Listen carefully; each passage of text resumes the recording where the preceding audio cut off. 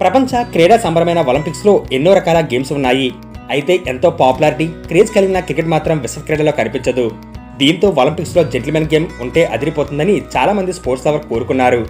ఎట్టకేలకు ఆ కళ నెరవేరింది. లాస్ ఏంజల్స్ ఆతిథ్యం ఇవ్వనున్న ఒలింపిక్స్ 2028లో క్రికెట్ ను చేరుస్తున్నారు. అయితే ఇక్కడే ఒక ట్విస్ట్ ఇచ్చింది అంతర్జాతీయ ఒలింపిక్ సంఘం. మెగా టోర్నమెంట్ లో ఆడే జట్ల విషయంలో మెలిగిపెట్టింది. 128 ఏళ్ల సుదీర్ఘ నిరీక్షణ తర్వాత ఒలింపిక్స్ లో క్రికెట్ భాగం కానుంది. మెన్స్ తో పాటు ఉమెన్స్ టీం కూడా లాస్ ఏంజల్స్ ఒలింపిక్స్ 2028లో పోటీ పడనున్నాయి. ఇద్దరికి వేర్వేరు ఈవెంట్స్ నిర్వహిస్తారు. అయితే కేవలం 6 జట్లు మాత్రమే పాల్గొంటాయని స్పష్టం చేసింది ఐఓసీ. పురుషుల ఈవెంట్స్ లో 6 జట్లు, మహిళల ఈవెంట్స్ లో 6 జట్లు మెడల్స్ కోసం పోటీ పడతాయని క్లారిటీ ఇచ్చింది. మొత్తంగా ప్రతి ఈవెంట్ లో 90 మంది చొప్పున ఆటగాళ్లు పాల్గొంటారని తెలిపింది. T20 ఫార్మాట్ లో మ్యాచ్ నిర్వహిస్తామని అంతర్జాతీయ ఒలింపిక్ సంఘం పేర్కొంది. ఒలింపిక్స్ లో పాల్గొనే జట్లు, ఆటగాళ్లు, ఫార్మాట్ తదితర విషయాలపై క్లారిటీ ఇచ్చిన ఐఓసీ క్వాలిఫికేషన్ గురించి మాత్రం స్పష్టత ఇవ్వలేదు. మెగా టోర్నమెంట్ కు ఇంకా చాలా టైం ఉంది కాబట్టి ఆ వివరాలు తదుపరి వెల్లడించే అవకాశం ఉంది.